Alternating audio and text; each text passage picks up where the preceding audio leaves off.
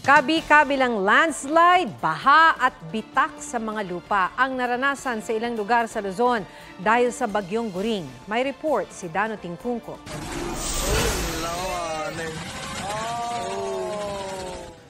Nilamon ng ilog ang bahay na yan sa Barangay San Pedro sa Narbacan, Ilocos Sur sa gitna ng hagupit ng bagyong Goring. Anumang oras, 11 bahay pa maaari ring gumuho. Si Mang Rogelio napilitan ng iwan ng bahay na ilang taong pinundar. Sana raw mabigyan sila ng lupa kung saan sila pwedeng mag-umpisa ulit.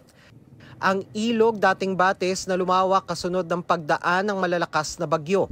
Hiling ng mga residente malagyan sana ng slope protection o flood control ang ilog. Pinag-aaralan na ng LGU ang pagdedeklara ng state of calamity sa Narbacan dahil sa matinding baha at pinsala sa mga estruktura. Mahigit 1,700 na pamilya ang apektado. Sa Ilagan, Isabela, tila binura ng umapaw na ilog ang Bacolod Bridge. Isinara muna ang tulay sa mga motorista. Sa Alcala, Cagayan, puwersahan ng inilikas ang 56 na pamilya sa Barangay Kabuluan. Nadiskubre kasi ang malaking bitak at paglubog ng bahagi ng water impounding project. Halos mapuno na ito ng tubig dahil sa pag-uulan at pinangangambahan na magka-landslide doon.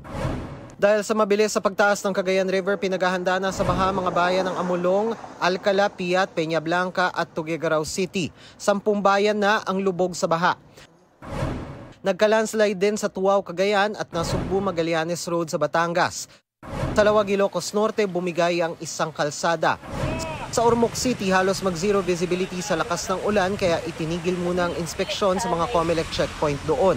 Sa Negros Occidental, binaha ang Bago City Hospital kaya hindi mo na ito tumatanggap ng bagong pasyente kahit emergency cases. Ang mga naka-admit ng pasyente, inilipat muna sa second floor. Dano Tingkungko, nagbabalita para sa GMA Integrated News.